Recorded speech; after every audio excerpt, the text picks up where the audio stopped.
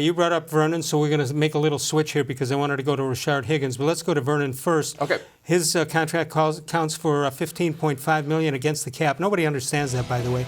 Releasing him would cost the Browns nothing in dead cap space. Nobody understands that either. So he's obviously going to go, right? Well, it's one of those things. If he had a dead cap hit, you might have a guy who has a $15.5 million contract, but if you get rid of him, you'd still have to pay $5 million, right? So you're only saving 10. Right. They're saving the full 15 on this. Right. I've had some people, talking to some people, maybe question whether Olivier Vernon's like a winning player, right? Like he's a good player.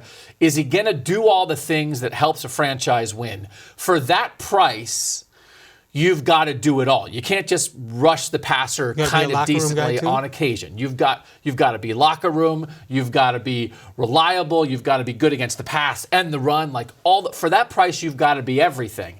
And I don't know if he's everything. So for that price, the thing that hurts about this, and it's to your point, you change a regime. Now I don't want this guy. Man, Dorsey traded Zeitler for this guy. Yeah, right. Man, how good would Zeitler look? Yeah, they don't care, though. And again, that old regime signed interior circle. I mean, it's a never-ending circle. But I would rather keep Schobert at 10, which is probably what he's going to cost, than Vernon at 15, and they're not going to keep either. Well, then you hear about players that the Browns, for example, they value these guys. How do you know? They come in, all they're doing is seeing a guy on tape for a couple of games.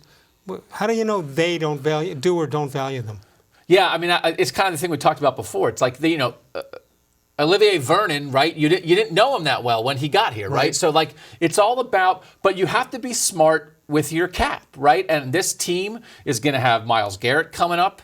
They're going to have Baker coming up at some point. So I get you. You have to be, you can't lead with your heart. You have to be strategic with the cap space and all of this, right? As right now we're in the analyze who they're going to lose.